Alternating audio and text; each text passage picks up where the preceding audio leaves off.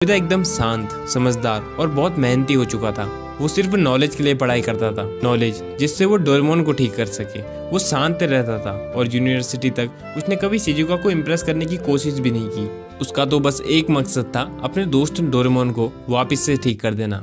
काफी साल बीत चुके थे, नोबिता की पढ़ाई भी पूरी हो चुकी थी। अब तक नोबिता को रोबोटिक्स का ठीक ठाक नॉलेज हो गया था। अब वो डोरेमोन को ओपन करके उसके ऊपर काम करना शुरू कर देता है। नोबिता ने डोरेमोन को अपने रूम की ऊपर वाली छत में छुपाया था ताकि कोई छेड़खानी ना करे। लेकिन नोबिता के लिए भी डोरेमोन के मैकेनिज्म को समझना बहुत मुश्किल हो रहा था, क्योंकि उसके सामने कोई नॉर्मल रोबोट नहीं था, बल्कि 22वीं शताब्दी का एक एडवांस रोबोट था। नोबिता अपनी मेहनत के कारण काफी हद तक डोरेमोन के मैकेनिज्म को समझ चुका था, लेकिन अभी भी बहुत सी ऐसी चीजें थी जो उसकी समझ से बाहर थी। नोबिता को समझ नहीं आ रहा था कि वो डोरेमोन को कैसे ठीक करे। वो हार नहीं मान सकता था, क्योंकि अब वो हार मानने वालों में से नहीं था। एक दिन जब नोबिता बाहर से घर वापस आता है तो वो देखता है कि एक लेटर उसके घर के मेल बॉक्स में पड़ा है। नोबिता उस लेटर को देखता है, उसमें नोबिता का नाम लिखा था और वो खास नोबिता के लिए भेजा गया था। वो एक लिफाफा था जिसमें काफी धूल थी। ऐसा लग रहा था जैसे वो काफी सालों पुराना हो, लेकिन उस लिफाफे को भेजने वाला अज्ञात था।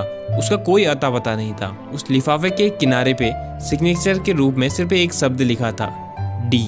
नोबिता को लगता है होलोग्राम की तरह ही ये भी डोरेमोन ने उसके लिए भेजा होगा। नोबिता जल्दबाजी में लिफाफा खोलता है और लिफाफे को देख के पूरी तरह चौंक जाता है, और इसके साथ ही ये पार्ट खत्म हो जाता है। मैं चाहता था कि ये एपिसोड एक वीडियो में ही खत्म हो जाए, लेकिन वीडियो बहुत ज़्यादा लंबी हो जाती, इसलिए सेकंड पार्ट बनाना पड़ेगा। एनीवे, इस पार्ट में कुछ चीज़ें अधूरी हैं, जैसे डी सिग्नेचर के साथ नोबिता को किसने लेटर भेजा था।